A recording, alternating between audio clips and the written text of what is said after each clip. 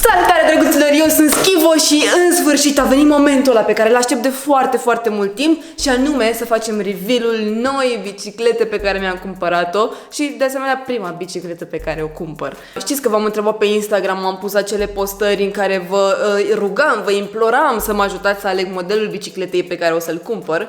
Modelul pe care îl cumpăr? Whatever. Și am pus story-urile alea în drum spre magazin. Am fost la Playbike la Brașov într-o zi foarte random, m-am hotărât, bă, acum o să dau banii ăștia pe toți, o să iau bicicleta și o să fiu liniștită. Pentru că știți cu toții că m-am apucat de mountain bike. Voi n-ați văzut încă treaba asta, dar urmează episoade foarte tari de pe munte, pentru că da, am făcut această schimbare enormă de la mers pe drum drept, pe drumul forestier, la coborât munte, pe enduro și toate cele.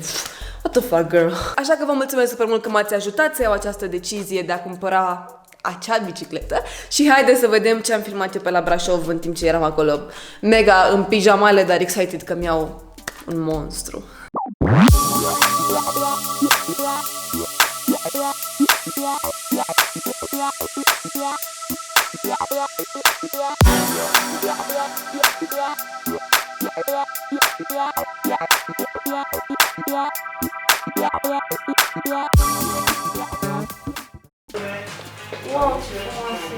Ca să fac așa și o mică poveste, să știți că eu n-am avut nici o treabă cu bicicletele. Adică m-am dat când eram mică puțin, gen atunci când am învățat să merg pe bicicletă, pe o de-aia cu roți ajutătoare și așa mai departe. După care, pe la 14 ani, adică acum 9, 8, 9 ani, m-am dat o zi pe o bicicletă și de-abia acum, în primăvara asta, m-am urcat pentru prima dată, m-am reurcat pentru prima dată, de fapt, pe un hardtail, cel albastru pe care l-ați văzut în primele două clipuri, acel giant minunat care m-a ajutat să-mi redescoper pasiunea. De fapt, nici măcar n-a fost redescoperire, am găsit o pasiune nouă, pur și simplu. Așa, revin, deci am făcut pe acel hardtail vreo 2-3 ture pe forestier și o tură pe traseul albastru, care este destul de ușurel. Și după aceste 4 ture am zis, da, trebuie să investesc în ceva foarte tare, care să mă țină mult timp și cu care să pot să mă bag pe traseu mai greu, nu știu, gen pe traseu verde sau pe traseu roșu, unde o să ajungem în curând.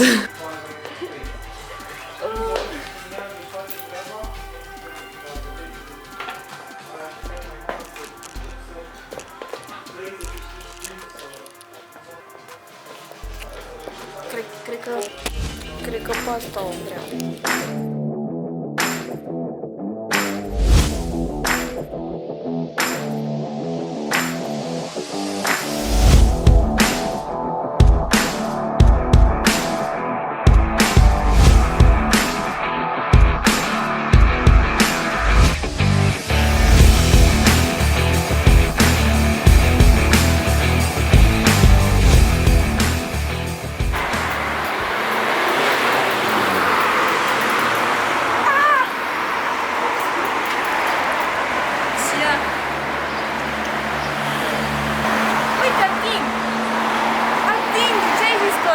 Că dacă ating cu picioarele pământul, o luăm.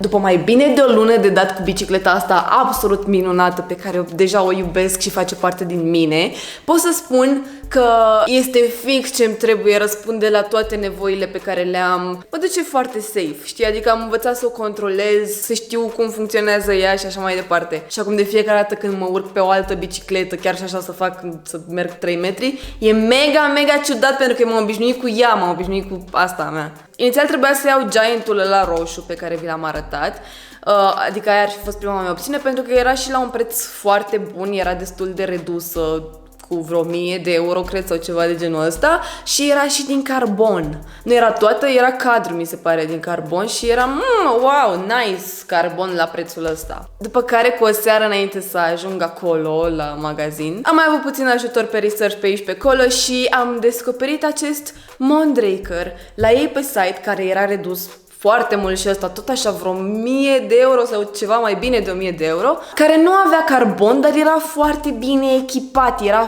foarte bună, era mai bună, puțin mai bună decât Giantul ăla pe care îl voiam de prima dată. După care v-am întrebat și pe voi și la Brașov s-a întâmplat minunea. După ce am ales bicicleta acolo, mi-a plăcut foarte, foarte mult să-mi aleg eu pedalele și apărătoarea aia de noroi și sticluța de apă. Mi s-a părut așa, am putut să-i fac un custom foarte, foarte drăguț, așa cum mi-am dorit eu. Și m-am gândit chiar la un moment dat să o fac gen mov și galben, ca să fie gen ca Joey, așa, nu știu, napolitanele, știți? Napolitane, nu știu, eu mă gândesc la dulciuri constant și transpun pasiunea mea pentru dulciuri și în sport. M-am gândit să iau și pedale albastre și verzi, deci mergea orice combinație în capul meu și pedale albe și orice, dar o să mi le cumpăr eu pe toate la un moment dat și o să le schimb în fiecare zi. Cauciucul de pe spate este un Maxxis Aggressor de 29, pot să pun și tubeless, dar momentan sunt pe cameră, însă voi face schimbarea la un moment dat. Cauciucul acesta este destinat mai mult XC-ului, dar este folosit și în lumea enduro datorită calității pe viraje și ranforsării laterale. Pe față am un Maxxis Minion DHR2 de 29, tot tubeless ready, dar cu cameră. Este un cauciuc destinat folosirii pe spate, dar în aceleași caracteristici ca DHF-ul.